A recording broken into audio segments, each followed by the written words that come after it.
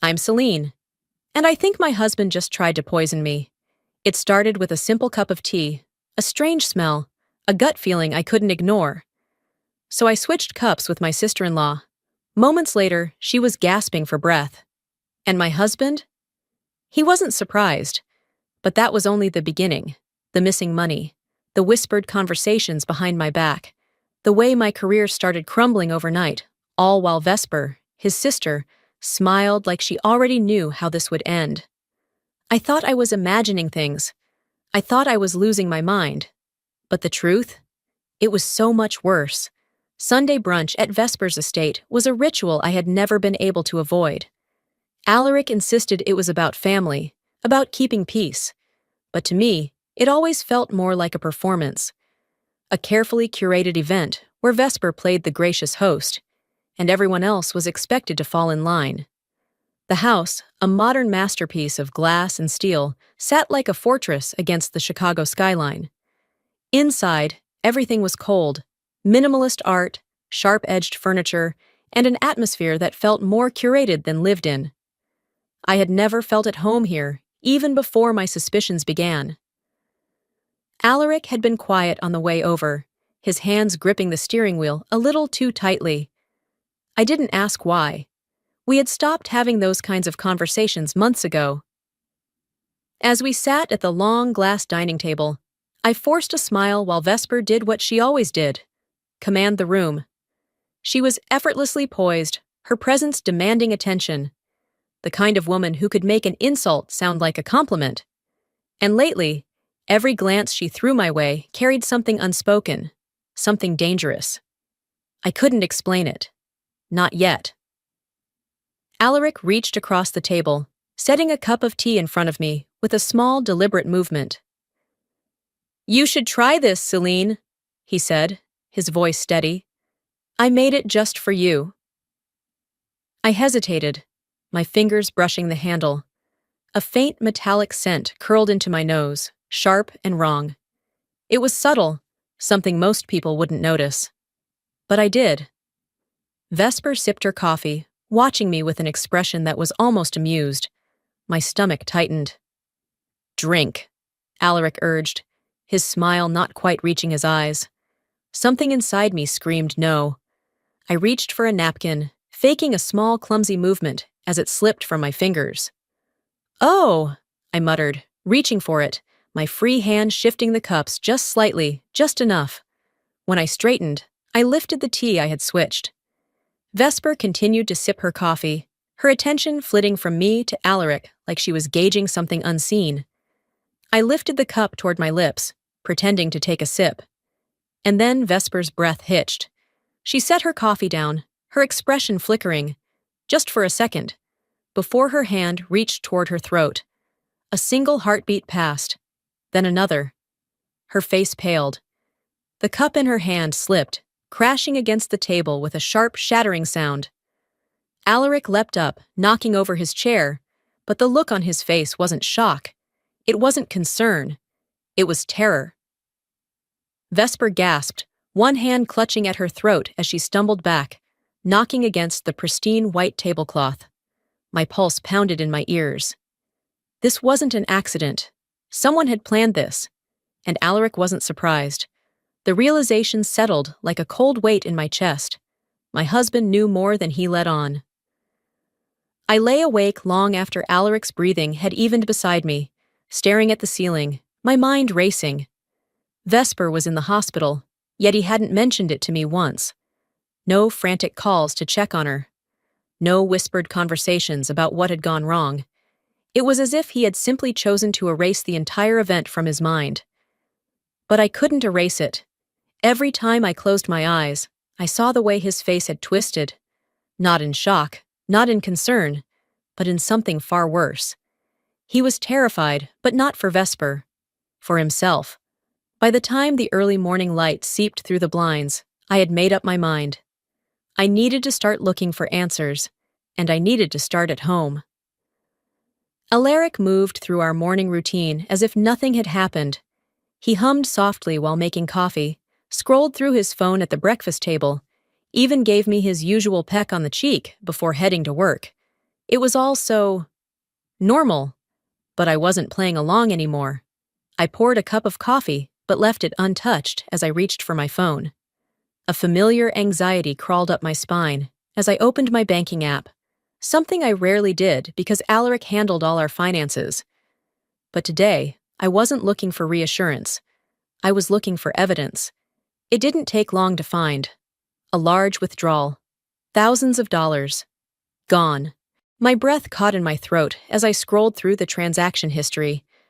The money had been moved to an account I didn't recognize, and worse, the withdrawals hadn't just started recently. They had been happening for months. My hands clenched into fists. I tried to keep my breathing steady as I went through every line, every date, every slow, methodical theft from our savings. I thought about the way Alaric had been working late, the way he had started brushing off questions about money, the way he had stopped mentioning certain cases at work. It all clicked into place. By the time Alaric walked through the door that evening, my patience had evaporated. "Where did the money go?" I asked, my voice sharp and steady.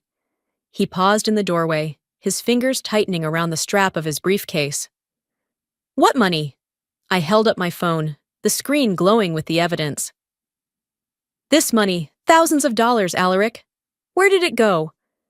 His expression barely flickered, but I caught it. The hesitation, the flicker of nerves. He set his briefcase down with an exaggerated sigh, as if I were overreacting. "It's an investment, Celine. I was going to tell you." My stomach twisted. "An investment in what?" Alaric rubbed the back of his neck, avoiding my gaze. "Something personal, a deal I'm working on." "That's not an answer." I waited. He didn't say anything. The silence between us stretched, thick and heavy, until he finally looked at me. His voice was softer this time, almost pleading. "Trust me." But I didn't. Not anymore. Something bigger was happening here. The tea. His reaction to Vesper. The money. It wasn't just one thing. It was everything. It was my entire life, unraveling thread by thread. Alaric exhaled sharply and grabbed his briefcase again. "I have work to do," he muttered, brushing past me toward the office. I stood in the kitchen, staring at the untouched cup of coffee on the table, the scent of roasted beans filling the air. What else had I been blind to? I opened my laptop and took a deep breath. It was time to uncover the truth. The silence of my home felt heavier than usual, pressing in on me like an invisible force. The missing money, the tea, Alaric's hollow reassurances. It was all leading somewhere, but I still didn't know where. My fingers hesitated over the keyboard as I debated my next move. I wasn't even sure what I was looking for. Banking records? Correspondence between Alaric and Vesper? A trail of evidence leading me to the thing I already knew deep down. Something was terribly wrong. The sharp ping of my phone startled me. I glanced at the screen. A text message. Unknown number. "They're not done with you. Be careful." My stomach dropped. I swallowed hard, gripping my phone tighter as I stared at the message, my mind racing. Who was they? And how did this person know what was happening? I called the number immediately, pressing the phone to my ear. No answer. I tried again. Straight to voicemail. A chill crawled down my spine. Someone was watching. Someone new. I stood up abruptly, pacing the living room, my pulse hammering. Was it Vesper? Was this another one of her power plays? A way to keep me unsettled? Or was it someone else? Someone who knew more than I did? I took a shaky breath and forced myself to focus. I couldn't afford to lose control now. I had work to do. The next morning, I woke up nauseous. At first, I thought it was stress, the weight of everything finally pressing too hard against me. But as I forced myself out of bed, the dizziness hit. My stomach clenched painfully, and I barely made it to the bathroom before I was on my knees, heaving. The bitter taste of bile coated my mouth as I gripped the sink, my reflection in the mirror pale and drawn. Number not again. The tea. The familiar feeling of my body betraying me. Was it something I ate? Or was it something more sinister? I didn't have time to think. I was supposed to lead a major client presentation today, one that could land my company one of its biggest accounts of the year.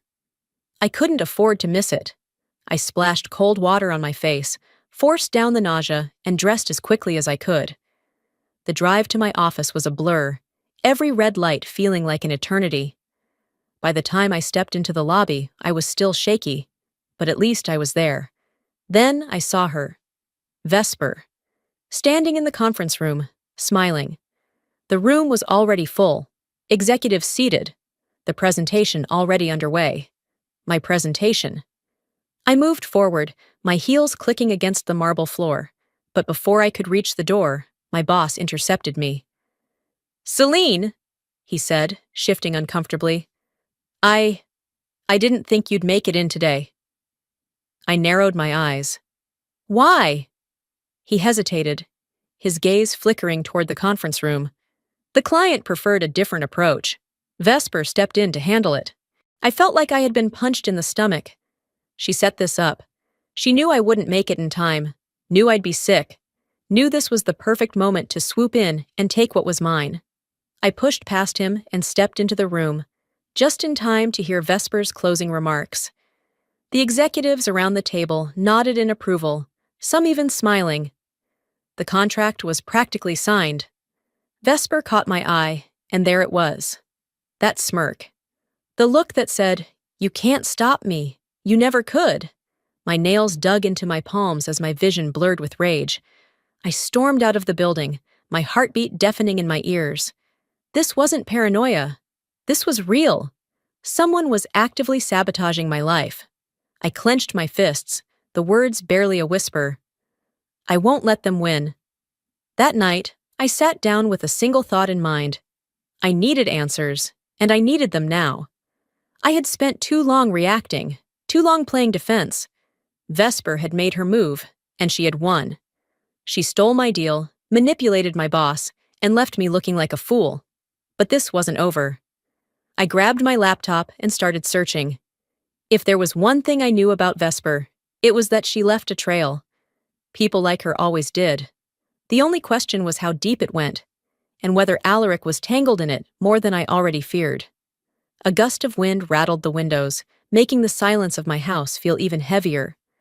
I glanced at my phone, half expecting another anonymous message, another veiled threat. Nothing. But they wouldn't warn me twice.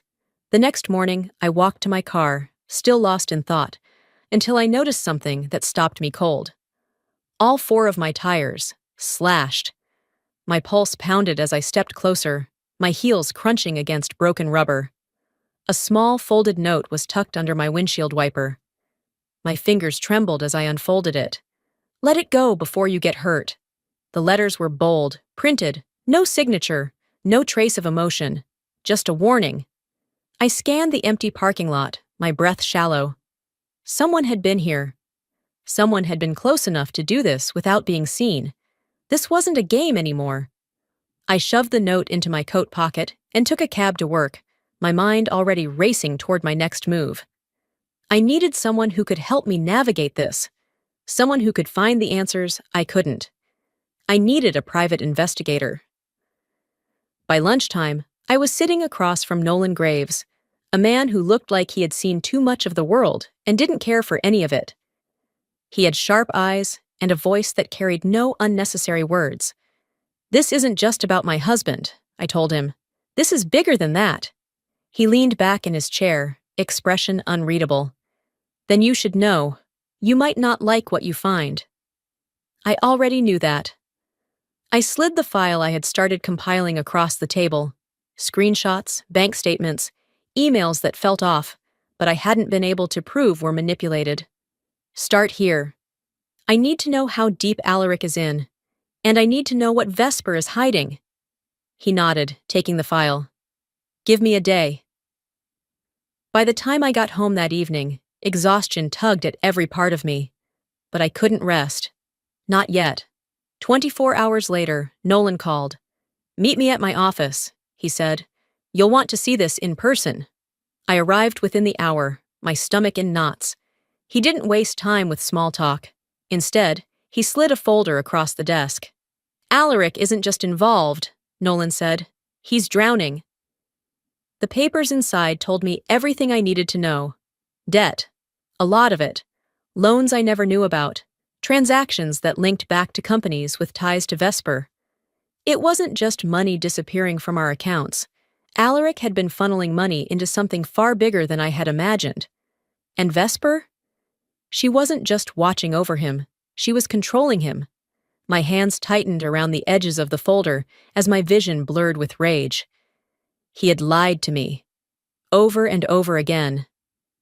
I walked into our house that night like a woman on a mission. Alaric barely looked up from his drink when I threw the folder onto the table in front of him. How long have you been lying to me? My voice was cold, steady. His fingers hovered over the papers, but he didn't touch them. He didn't need to. He already knew what was inside. For a long moment, he didn't answer. Then, finally, he exhaled. Celine, Don't, I cut him off. No excuses. No more lies. He ran a hand through his hair, looking more exhausted than I had ever seen him. I didn't have a choice. There's always a choice. His jaw tightened, and for the first time, I saw it. The cracks, the guilt, the fear. But it didn't matter anymore. I stepped back, my voice unwavering. If you or Vesper come for me again, I promise I'll return the favor. Alaric's face paled. I didn't wait for him to respond. I walked out the door, my hands trembling as I closed it behind me. For the first time, I wasn't afraid. I was furious. The next morning, I called my lawyer. If Alaric wouldn't tell me the truth, I'd find another way to make him talk. Sitting across from Margot Hastings, a woman known for dismantling men like Alaric in court, I felt an unsettling mix of emotions: anger, betrayal, and a quiet, burning resolve. She flipped through the documents Nolan had uncovered, her manicured nails tapping against the desk. When she finally exhaled, the sound was sharp. This is worse than I expected. I already knew that. Margot slid the papers back toward me.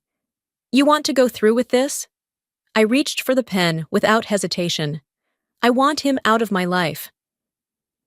As the ink dried on the divorce petition, something inside me shifted. A door had closed. There was no turning back. That night, I walked into our house with a stack of legal papers in my hand. Alaric was in the living room, a half-empty whiskey glass beside him, his tie loosened, his face unreadable. When he saw the documents, his expression didn't change. I dropped them onto the coffee table between us. Sign them! He barely glanced at the papers.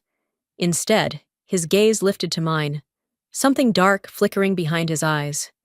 You don't understand what you're doing. A bitter laugh slipped from my lips. No, Alaric, I finally do. His jaw clenched. Vesper's not going to let this go. I leaned forward, voice steady. Neither am I.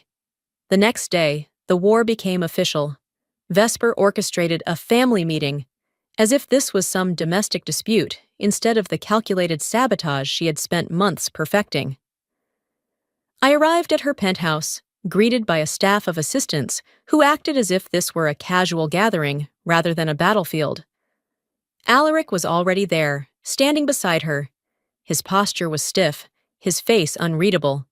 Vesper sipped from a delicate glass of red wine, her smile the picture of amusement. You're making a mistake, Celine. I held her gaze. So are you. Her smirk didn't falter. You think you can just walk away from this? That I'll let you destroy everything I've built? I tilted my head. You think I'm the one destroying things? Alaric cleared his throat, his voice tight. Both of you need to stop. Vesper turned to him, eyes narrowing. Oh, Alaric, don't act like you're some innocent bystander. You made your choices. His composure cracked, frustration flashing across his face. You both act like I have a choice, but neither of you understands what it means to lose everything. I stared at him, the weight of his words sinking in. He was already lost. Vesper stepped closer, lowering her voice just enough to make it feel intimate, threatening. You're fighting a battle you can't win, Celine. I took a slow breath, steadying myself. We'll see about that. As I turned to leave, her voice followed me. You should have listened when you had the chance. I walked out without looking back. Vesper wasn't bluffing. Something bigger was coming. The next morning, I found out just how far Vesper was willing to go to destroy me. I woke up feeling different. Lighter. As if, for the first time in months, I had taken back a sliver of control. Filing for divorce had been a battle cry, a declaration that I wouldn't be manipulated anymore. But that didn't mean I was safe. A part of me expected retaliation. Vesper was too calculated to let my defiance go unanswered. Alaric was too tangled in her web to walk away without a fight. Still, I had no idea what form their next move would take. I found out soon enough. A few hours into my morning, my phone rang. An unknown number. I hesitated before answering. "Celine Bennett?" a woman's voice asked, sharp but controlled. I frowned. "Who's asking?" "My name is Claire Renford," she said. "I need to speak with you. It's about Vesper." I stiffened. "I'm listening." "Not over the phone," Claire interrupted. "Meet me at the Riverton Cafe in an hour. You'll want to hear what I have to say." The line went dead. My hands tightened around the phone. Whoever she was, she knew something. And if she was calling me now, it meant Vesper had hurt her too.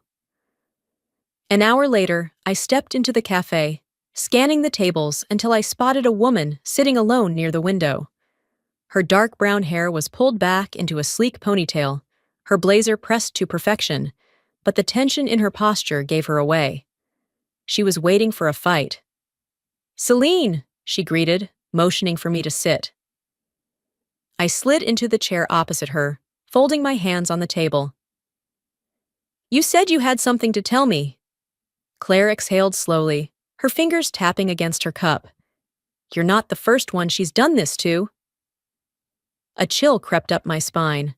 She continued, her voice lowering. 5 years ago, I was a senior executive at a top firm. I was good at my job, too good. Vesper saw me as competition. At first, it was small things, a stolen client, a missed promotion. Then it escalated. I swallowed. "What happened?" Claire's jaw tightened. "She framed me for fraud." The words hit like a slap. "She planted fabricated documents under my name," she explained. "I was discredited, blacklisted. My reputation was destroyed overnight. By the time I cleared my name, it was too late. No firm would touch me." I shook my head, my pulse hammering. "And now she's trying to do the same to me." Claire nodded. "She plays the long game. She doesn't just want to win, she wants to ruin you." The weight of her words settled over me, suffocating. I had thought this was about Alaric, about business, about revenge. But Vesper wasn't just a corporate shark, she was a predator. I leaned forward. "Why are you telling me this now?" A humorless smile crossed Claire's lips. "Because you're the first person who's ever fought back." Something inside me clicked into place. This wasn't just about surviving anymore. This was about ending her. I pushed my coffee aside. "We take her down, together." Claire studied me for a moment before nodding. "Agreed." But as I stepped out of the cafe, a cold certainty settled in my chest. If Vesper found out what we were planning, she wouldn't hesitate to escalate. Celine clenched her fists. If Vesper thought she could destroy her, she was about to learn just how wrong she was. I had played defense for too long. Now it was time to go on the offensive. Sitting across from Claire in my apartment, I spread the files across the table. Pages filled with transactions, contracts, and whispers of destruction. Lives that Vesper had dismantled without a second thought. "We have enough," Claire murmured, scanning the documents. "But we need something that ties it all together, something undeniable." I nodded, my fingers tightening around my coffee mug. Vesper was too powerful to take down with speculation. I needed hard, irrefutable proof.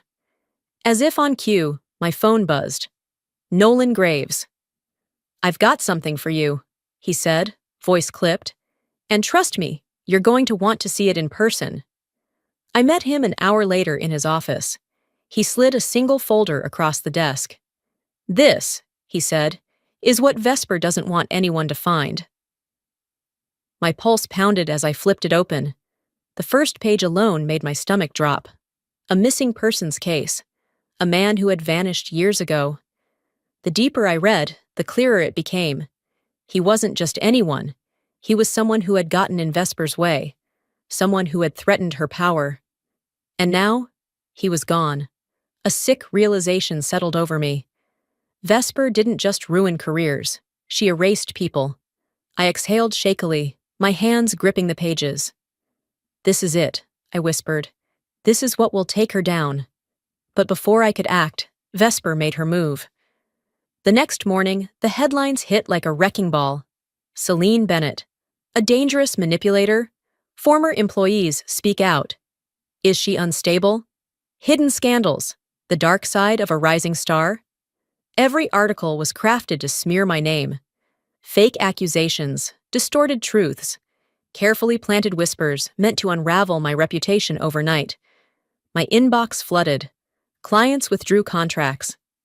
My boss called, his voice uneasy, telling me to stay away from the office until this blows over.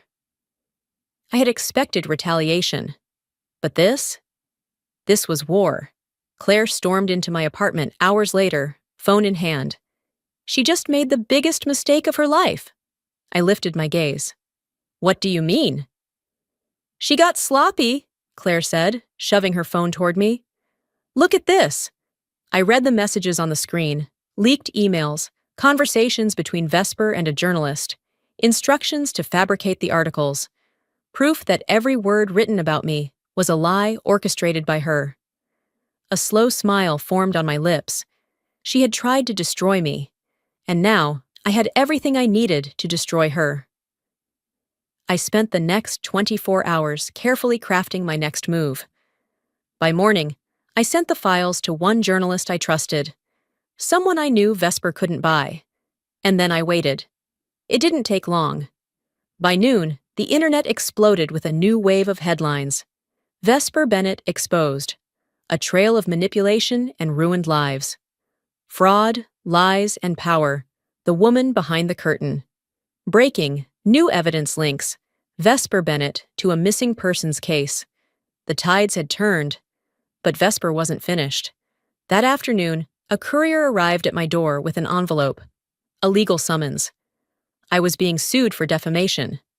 I let out a breath, staring at the papers in my hands. This was it. The final battle. I straightened my blazer and walked into the courthouse. It was time to end this once and for all. The cameras flashed as I stepped forward. The world was watching now. I adjusted my blazer, forcing my shoulders back, exuding confidence I wasn't sure I felt.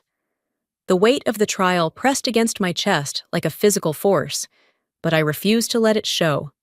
The courthouse steps were crowded with journalists, microphones shoved toward my face, voices overlapping in a chaotic chorus. "Celine, how do you respond to the claims against you? Did you fabricate evidence against Vesper Bennett? Are you out for revenge?" I didn't stop. I didn't respond. That was what Vesper wanted, for me to react emotionally, to crack under pressure. Not today. Inside, the courtroom was already buzzing. Vesper sat across the aisle, her usual poise intact, her smirk a mask of confidence. But I knew better. She was unraveling. Alaric sat in the gallery, shoulders tense, his face unreadable. He had spent so long pretending to be neutral, avoiding the consequences of his choices. But neutrality was no longer an option. The judge entered, and the room fell silent. All rise. I exhaled slowly as the trial began.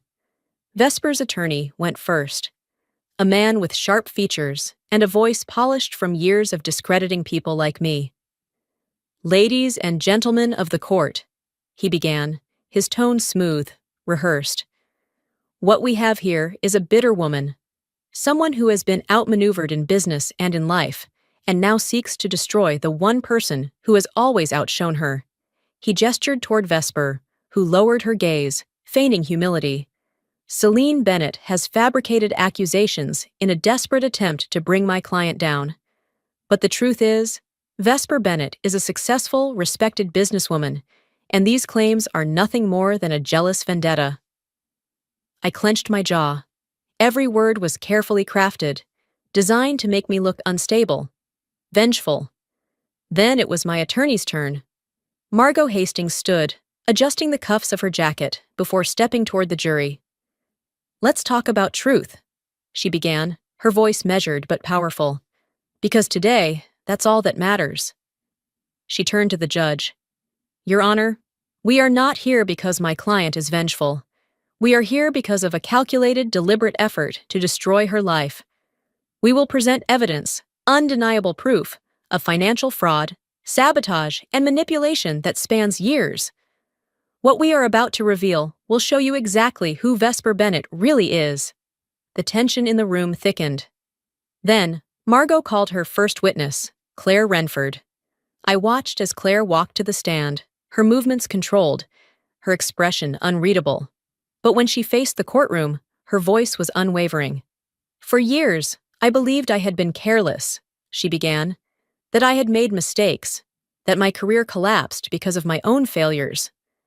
She glanced at Vesper, her eyes narrowing. "But I was wrong. I wasn't careless. I wasn't reckless. I was targeted." She detailed everything. How Vesper manipulated key players in the industry to isolate her, how fabricated evidence destroyed her career, how she was blacklisted. The jury leaned in, absorbing every word. Then Margot handed Claire a file. "Can you confirm the contents of this document?" Claire nodded, her fingers tightening around the pages. "These are emails, bank statements, communications between Vesper Bennett and my former employers, detailing a systematic effort to sabotage my career." A murmur rippled through the courtroom. Vesper's smirk finally wavered. Then came the final blow. Margot approached the judge's bench and handed over a sealed envelope. "Your Honor, we have one last piece of evidence." The judge opened it, scanning the contents before his expression hardened. Margot turned to the courtroom. "These are messages between Vesper Bennett and Alaric Bennett, discussing the targeted sabotage of my client's career. In these messages, we see not only intent to discredit her, but discussions about how to ensure she was out of the way, physically." Gasps erupted. Alaric stiffened. Every eye in the room turned to him. Vesper's nails dug into the table, her mask cracking. "This is ridiculous," she hissed under her breath. But it was too late. The judge's gavel struck. "Order in the court!" And just like that, the tide shifted. The jury deliberated for only an hour. When they returned, the verdict was swift. Guilty. On multiple counts of fraud, defamation, and conspiracy. Vesper didn't flinch as the sentence was read. But when the bailiffs approached, her composure broke. As they placed cuffs around her wrists, she turned toward me, her voice a venomous whisper. "You'll regret this." I met her gaze, my own voice steady. "No, Vesper, I won't." She was led away. And just like that, her empire crumbled. The weight on my chest lifted as I stepped outside, the sunlight warm against my skin. For the first time in years, I was free. But what came next? The battle was won, but healing would take time. And for the first time in a long time, I was ready to start again. The television flickered in the corner of my apartment, the news anchor's voice droning over footage of Vesper being escorted from the courthouse. Vesper Bennett, once a titan of the corporate world, now faces multiple charges of fraud, conspiracy, and defamation. Sources say her legal team is scrambling for leniency, but experts predict a severe sentencing. I turned away from the screen, barely listening. I didn't need the world to tell me that Vesper had lost. I had seen it in her eyes when they took her away, the moment she realized she was no longer untouchable. Alaric had disappeared from the public eye. His law firm had distanced itself from him, his reputation irreparably tarnished. I should have felt victorious. Instead, I felt tired. I had spent months fighting, clawing my way out of a war I never asked for. And now that it was over, I didn't know what to do with myself. The knock at my door came late that evening. I opened it without thinking, and there he was. Alaric. His once pristine suits were gone, replaced by something wrinkled and disheveled. He looked like a man who had been unraveling for weeks. "I didn't know how deep I was in until it was too late," he said, his voice hoarse. I didn't step aside to let him in. "You knew enough," I replied. He exhaled sharply, running a hand through his unkempt hair. "I thought I could fix it. That if I kept Vesper happy, kept her in control, I could find a way out." He swallowed hard. I was wrong. I wanted to feel something for him, pity, sadness, nostalgia for the man I once thought I knew. But there was nothing left. "I don't hate you, Alaric," I said, "but I don't forgive you either." His shoulders sagged, like he had been holding on to some desperate hope that I would absolve him. He had made his choices, and I had made mine. I closed the door. The next morning, I met Margot at her office to sign the final divorce papers. As the ink dried, I felt something shift inside me. A weight lifting, a door finally, permanently closed. It was over. Later that afternoon, I met Claire at a small cafe by the river. We sat outside, the autumn breeze curling around us, warm coffee cups in hand. "We finally won, didn't we?" she asked, stirring her drink absent-mindedly. I thought about it for a moment. "It doesn't feel like winning," I admitted. She nodded. "Because it's not about them, it's about us. We survived." That, at least, was something. Before we left, Claire reached into her bag and pulled out a crisp white envelope. "A recruiter sent this to me," she said, sliding it across the table. "I think it was meant for you." I frowned, picking it up. Inside was a letter from Harrison and Cole, one of the most prestigious marketing firms in the country.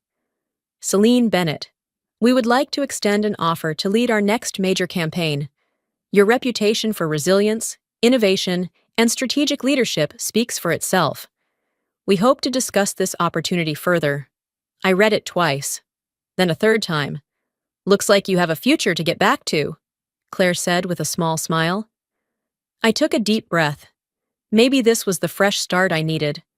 That night, I walked through the city, the glow of streetlights reflecting off the pavement. For the first time in years, I felt free. I wasn't running anymore. I whispered to myself, "I'm not looking back." Then I stepped forward, ready for whatever came next. Because this time, I was in control of my own story. As I step forward into this new chapter of my life, I can't help but look back at everything that has led me here. The betrayals, the battles, the heartbreak, it all forced me to become someone stronger than I ever thought I could be. And if there's one lesson I've learned, it's this: your power is yours alone. Never let anyone take it from you. For too long, I let others define my worth. I trusted people who didn't deserve it, gave second chances to those who had already burned me. But here's the truth. When someone shows you who they are, believe them the first time. Vesper's game wasn't just about winning, it was about control. And Alaric? He made the mistake of thinking that standing still was the same as standing strong. In the end, both of them fell, not because I sought revenge, but because the truth has a way of catching up with those who try to bury it. Maybe you've faced your own Vesper. Maybe you've had someone try to take everything from you. Your career, your confidence, your voice. Maybe you're still in that fight. If you are, let this be your reminder. You don't have to stay silent. You don't have to play small. You are stronger than they think. But what about you? Have you ever had to walk away from a toxic situation? Have you ever been underestimated, only to prove everyone wrong? I'd love to hear your story. Drop a comment below. Press 1 if this video resonated with you, or tell me where you're watching from. And if you didn't enjoy this, tell me why. I'm always open to learning from your perspective. And hey, if you want to hear more stories like this, real stories of resilience, justice, and redemption, make sure to subscribe to the channel. There's always another story to tell, and I'd love for you to be a part of it. See you in the next one.